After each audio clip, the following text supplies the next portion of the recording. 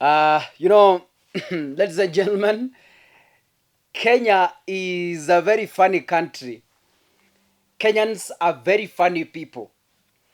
When I study how Kenyans are living, I get worried and I get surprised. Why?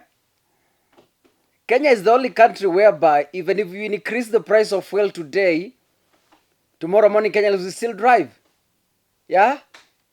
Even if you increase the price of unga tonight, tomorrow morning Kenyans will still eat without a complaint. They will just rant on Facebook, on social media, and life continues.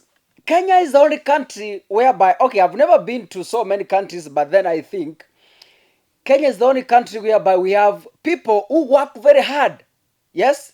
No matter the life, they will still survive. No matter how difficult you put their life in, they will still find their way out. You know, the government of Kenya, I don't know if it's the government that is borrowing behavior from people or it's Kenyans borrowing behavior from government. Because I look at how government does its things, it's the same thing how Kenyans do their things. But then who is government? Government is Kenyans and is being ruled by Kenyans. Unajua Wakenya ni watu ambao they will gather at Garden Square, Nairobi. They contribute millions of cash to hire expensive vehicles, to fuel vehicles, to buy an expensive coffin just to escort you from Nairobi to come and bury you in Kisii. Kenyans are people who can contribute millions of money after you have died. They come home and build you a mansion. Wa Kenya. Yani, mimi nashangaa, yani umekufa, you were in hospital, yes. Umetengeneza WhatsApp group, umeweka watu, but no one is contributing to pay your bill. Hata ukiwa pale nje when you are alive, ukiwa na afya nzuri, nobody bothers. But then my friend die. Watachanga pesa kununua expensive coffin, watachanga pesa kulipa bili ya hospitali, hata kama itakuwa milioni 10, they will still pay. Watachanga pesa waende nyumbani wajenge nyumba mzuri ya marehemu kwa sababu wageni wanakuja siku ya mazishi. The same behavior is happening with government.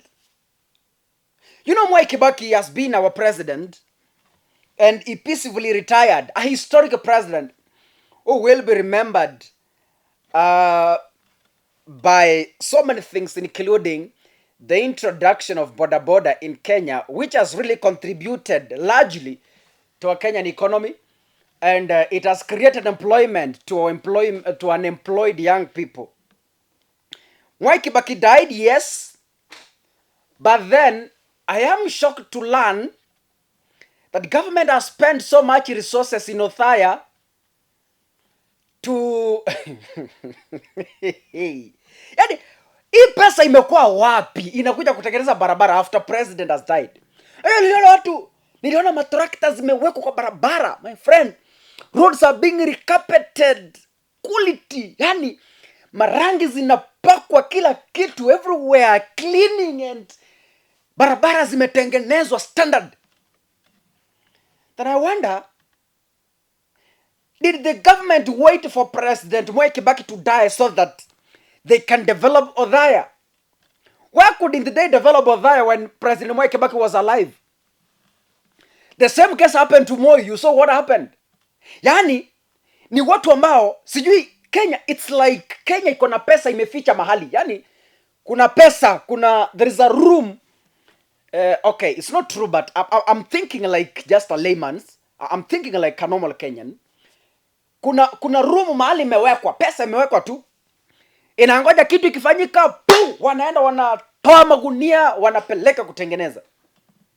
Because I expected that hata kama mtu hajakufa, we still develop our country. Do we wait for somebody to die so that we begin developing? You saw Nyayo Stadium ikipakwa rangi kabisa, ikitengenezwa nini? Ladies and gentlemen, that is our country. I saw when there was a national event here in Kisii. That is, was it the Mashujaa Day or what?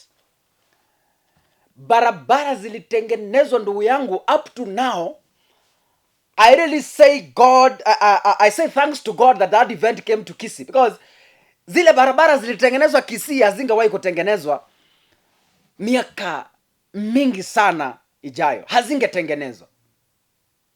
So the Kenyan government has behaved like Kenyans themselves. Yani, they wait for you to die ndio wanakuja kukusaidia. Wanangoja ukufe tu, that's when they come. All these years, Othaya, a home of the president. So I have never been to Gatundu so that I see. Gatundu is Uhuru Kenyatta's home. I've never been there to see. Mahali nimeenda kidogo ni Bondo. I have been to Bondo to Raila's home. And I'm sorry to say, it's not that much developed in terms of road networks. It's not that much developed. You know, ukienda kwa rais, we expect mtu kama Raila Odinga kwake, barabara yenye inaenda kwake inatengenezwa vizuri, standard kabisa, barabara imekuwa lami vizuri. That is what we expect pia in Gatundu, ile kijiji tu ya Uhuru Kenyatta, yani wa Kenya. Wananchi pia wafeel kwamba tuko na president. I expect the same case to Othaya. When Kibaki was alive, I expected kwamba hiyo place ingetengenezwa vizuri kwa standard, yani Wakenya wanafeel kwamba ndio tuko karibu na president. Lakini my friend, what I saw, Kenya. But then I don't blame government. I don't blame Kenyans, because that is our system. That is our system. We wait somebody to die, that is when we act. We get somebody to die, that is when we... Najua mtu anasimama anasema, mimi ndio nanunua suti ya marehemu. Haya. Mwingine anasema, mimi ndio nanunua sanduku ya marehemu ya 50,000. Mwingine anasema, mimi nimetoa mabati ya kujenga nyumba ya marehemu. Mwingine ndio huyo, mimi ndio nimesimamia I don't know what. Mimi ndio tapeleka mtoto yake shule. But when you were alive seeking this help, there is nobody mwenye alikuwa anakuangalia. That is Kenya for you. That is Kenya for you. Ladies and gentlemen, just know, even if you are tabaking right now for a job, hata kama hauna nyumba nyumbani, hata kama hauna chakula, once you die, nyumba itajengwa na chakula itapatikana. That is the sad reality. Yes. This shows us what? There is money in Kenya. Pesa iko. Because you know, it's state money, yes, but then Mwai Kibaki amekufa. Hii pesa imetoka wapi ya kwenda kutengeneza barabara? Pesa inatoka wapi? Na haingekuwa wakati Kibaki alikuwa alive so that itengeneza barabara. Mimi I tend to believe, unapata pesa iko budget ya barabara ndio, na ilitoka. Kwa mfano niseme barabara ni barabara gani huko Nairobi? For instance, okay, let me give a practical example yenye iko short. Barabara yenye inatoka hapa inafika hapa. Unapata on paper that road has been initiated na pesa iko imewekwa na ilitoka. You see? Pesa ilitoka iko. Lakini hiyo barabara haijatengenezwa. There is money, yes, but hiyo barabara haijatengenezwa. Hata kwako unawekanga budget. Unaweka budget, unasema kesho nitaenda supermarket ninunue unga, ninunue sabuni, ninunue omo. The same case happens to Kenya. There is always a budget. Yes. Of course, I understand the State House is not audited. I understand. Military money is not audited. Pesa ya president, budget ya president is not audited. I understand that. Yes. But then, does it mean we cannot develop our areas when people are alive? Does it mean that Kenyans become more important after they die? Does it mean that we only develop our country when somebody has died? Do we value death as compared to when somebody is alive? That tells you that it's a practical reality that us Kenyans, including our own government, of course government is us, it values people after death. Yani wakati umelala uko mortuary, that is when people value you. That's when people start praising you. Alikuwa ni mtu mzuri kaka. Yani somebody mwenye hata ulipigia simu kumwambia inahitaji panado akakwambia sina pesa is the same person loudly mourning that I've lost a friend. What a mockery of the highest order. How I wish that your State House project, your pesa ikuje tutengeneze barabara. Yes, our roads are poor. Kuna mahali unaenda mpaka unashangaa na ni road ya serikali, national government. The same happens to counties.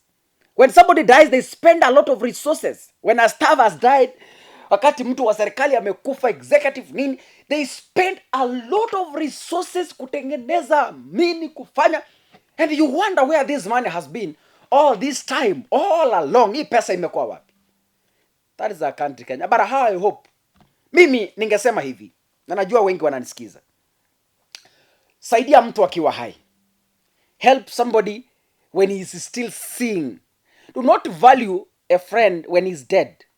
Do not value somebody wakati amekufa, wakati ako kwa coffin. That is when you value this person. That is when you contribute. But when alikuwa hospitali akitaka bill, you never showed up. How I wish that we could change. How I wish that we could change. Mtu akiwa hai tumsherehekee. Yeah? Wakati rais aliretire, I expect kwamba, for example, Uhuru akiretire from government this year, the incoming president ipeane asante. Kama hakutengeneza kwao, badala ya kungoja akufe ndio waende kutengeneza Gatundu, after the president has retired, the incoming president apeana asante, aende kwa village ya Uhuru Kenyatta, atengeneza barabara vizuri, atengeneza, aweke maji, aweke stima mahali hakuna stima, just to give thank you that president ndio umekuwa hapa, tunakupatia asante. I expected Uhuru to do the same to President Mwai Kibaki. When President Mwai Kibaki retired, I expected kwamba akiwa hai ndio serikali iende ipeane asante, itengeneze kwa Kibaki.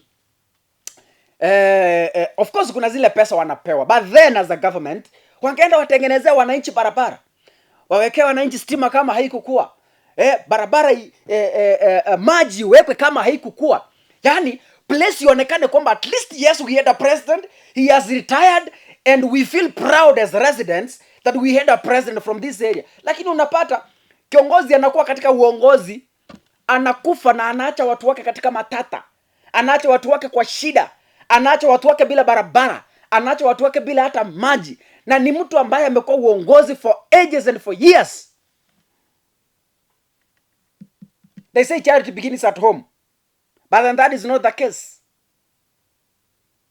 Ladies and gentlemen, I wish you the best. See you in the next video, ladies and gentlemen.